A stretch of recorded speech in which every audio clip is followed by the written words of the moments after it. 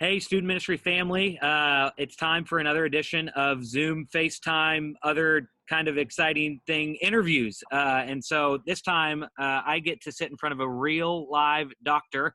My mom always told me that I need to wear a tie when I'm around a doctor to look and act professional. So this tie is brought to you by Cotton Candy, the most wonderful, fair sugar treat of them all.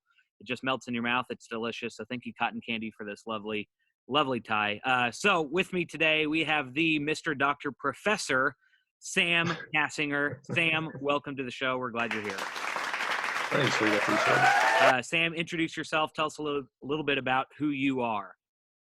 My name is Samuel Cassinger. Like Reed said, I have my doctor's degree. It's in education. Been a teacher for quite a while.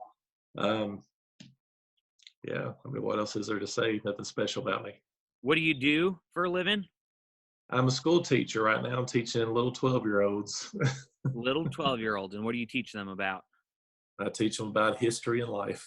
Nice. History and life. In that order, or does life come first and then history? Life comes about 90% of the time. Yep. That's good. So a doctor of education. So I shouldn't ask you about the mole that's on my back? Probably won't want my advice. Okay. Different kind of doctor. That's awesome. So you're one of our leaders in high school ministry. How long have you been serving in HSM? I believe I came there 2 summers ago, maybe. I know that the church was open for about, was it 6 months? And then I think so. I joined that first summer. I remember the first time we interacted was via an email. It was like 4 days before I was getting married, and you emailed me about you and your daughter Fallon trying to find a church to get plugged into, and the rest is history. So it's been awesome to have you part of the student ministry family. Thank you. And awesome. what grade do you lead in high school ministry? Well, this year it's sophomores because the freshmen grew up. That's right. They didn't all flunk, and you didn't have to stay with them in ninth grade. So you're leading 10th grade guys. And why did you choose to start leading and serving in high school ministry? What was kind of the heartbeat behind that? Well, the honest truth is, Reed, you were the reason I did the high school. I'll take credit for that. Yeah, I don't know if you remember, but I wanted to do middle school because of Fallon being an 8th grader.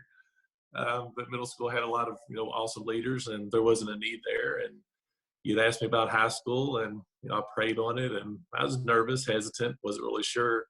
It's like a lot of people, when you got a certain job in life, you don't want to do that same job in the church because you just feel like you're like always working, or maybe what God calls you to do in life isn't always what He calls you to do in the church. For sure. So I was a little hesitant on it at first, but I get emotional all the time.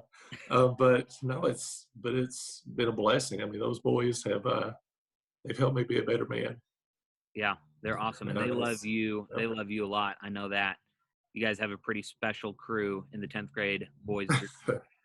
Right, or as Fallon calls them, she says they're all the same, and they're just a bunch of dorks, so we all get along. It's perfect. It's right. Perfect match. We're in a series right now called FaceTime, and we're talking about how we weren't created to live in a relationship that just is defined by a Sunday to Sunday attendance to church, but that we were created to have face-to-face time with Jesus, with our Creator. And so would love for you to just share with our students, what difference does regular FaceTime with Jesus mean for you? What does that look like? And what are some things that it changes within you when you spend time face-to-face with God? And again, I might get emotional and kind of tear up a little bit here and there. Talking about faith and Christ and, relationships, that are God-centered, they really tug at my heart because it's the core of who I am. It's what most of my principles are built around. For me, that time with Jesus, I mean, I'll start off every morning. It may be 10 seconds or 10 minutes, but I'll start off every morning just thanking God, whatever's on my heart, and I won't get out of bed until I get that done. If I'm in a rush, I might get up, but I'm still talking to God while I'm brushing my teeth the whole time. Yeah. I'll go in the kitchen, sit down, and I'll start reading a book, trying to look at something that's, moving in me or something that I feel God's, trying to talk to me about. Like right now, I'm actually reading this book here. It's called A Man After God's Heart. Awesome. Um, because what I've realized is, talking to Christ and trying to be a disciple is that I can't really be the man that he wants me to be until I try to become the man that he's guided me to be. And I can't Mhm. get there unless I'm studying and I'm talking to him and I'm spending that time with him. Yeah, And for me, this is a good way to spend that time with him. And we're all different. We all have our personality traits. absolutely. I, Yeah. I like to research. I like to learn. That's why I got 5 college degrees. So being able to read and research, stuff about Jesus, or God and God's heart, it's what helps bring me closer to Him and talk with Him. And it changes me in so many ways because the worldly me, doesn't want to do anything. I don't want to get out of bed. I battle depression, and that's a struggle, but Yeah. that time with Christ, he gets me out of that bed. He tells me, go read a book. He tells me, call your friends. He tells me, FaceTime with the kids. He tells me, get ready for what's coming up on Sunday. He tells me, talk to Fallon about Jesus. He tells me, talk to your friend's daughter about God. She wants to hear the stories of the Bible. Yeah. I know that being with him and spending that time with him has completely, changed my perspective on how I interact just day to day. Yeah. Yeah. There's this, for all of us, there's this future self of who we want to become.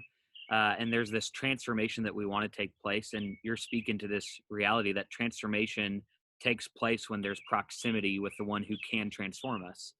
And so Right. day by day, God is transforming you. He's transforming me. Uh, so on the days where things are busy, maybe you don't get the time face to face with Jesus that you need. I don't know if you're like me, but sometimes there's weeks, maybe a month goes by that you're not really being serious and diligent about face to face time. What looks different in your life when you're not able to get that time with Jesus? Um, there's for me, because of who I am as a person, my day to day has changed in the way that there's a lot less joy. And I know that like Christ is my joy and that joy is always there. But when I'm not spending that time with him, I feel some of that joy pulled away from me. I Yeah, don't for feel it sure. as much. So I know there's a lot more sadness. There's a lot less motivation. Yeah, And again, I know a lot of that has to deal with my depression and my anxiety, but I think that also speaks wonders. I think that also speaks wonders on the love and power that Christ has. absolutely. You know, spending that day to day with Him, I have that more motivation. I have less depression, less anxiety. I mean, don't get me wrong. There's always something there underlying, but He just blankets it. Yep. Yeah. It's amazing what Jesus will do. Like, and you know this, when you spend time with him, it's not that the depression is taken away, but now you have a comfort in the midst of it. Like he's walking with you. And I think it's this recognition that he's with me, even though all this stuff might still be happening. There's comfort and confidence recognizing he's here. In the days where we don't have that, the joy feels lacking, the peace feels lacking, the purpose and the comfort, all that stuff. It's not that he's gone. We're just not feeling the fruit of it because we're not connecting to him. So Right, I, absolutely. I think that's so true. Sam, thanks for being honest. Thanks for being vulnerable. Thanks for being willing to be you. I don't want you to ever be anyone other than who God's made you to be. And so this has been a joy to my heart, getting to do this. One final question for you. Okay. For the middle school and high school students who are watching this and are trying to spend some face time with Jesus, do you have any advice or encouragement to them of how to make that successful, how to make that work? I told the sophomore boys, actually, I sent them a little video clip on our message chain. And I told them, if nothing else, what you've got to do is you've got to start with prayer. Prayer is the number one way to get close to Jesus, to spend that face time with him. Yeah. And we've been talking about, and I'm sure you think back to, several series back when we're talking about prayer, and Yep. we're still building on that with the sophomore boys. And I told them, this is what you need to do. If nothing else, be purposeful and be intentional with your Yeah. prayer. If you don't know what to pray for, then everybody should always start with this one thing: pray for your own spiritual walk. That's good. Once you can get your spiritual walk to a place that you feel comfortable on a daily basis with Christ, then start branching out, then start praying for your family, then start praying for your friends, then start praying for the things in life that you know need and need comfort in, or you want guidance on. But start simply with prayer and ask God to help you with your spiritual life. Man, that's good. That's great advice. Even for me, I find it easy to pray for other people and other needs. I still struggle sometimes to make it a priority to pray for my spiritual walk, but I think you're 100% right. I think it has to start there so that there can be an overflow as we continue to pray for others. So, dude, Absolutely. Sam, thanks for doing this. Mr. Dr. Professor, friend, brother, Sam, thanks for doing this. Thanks for letting me rock my tie. We're glad you're part of the HSM family. So, I'm glad students, to be a part of it. thanks for tuning in. We love you guys.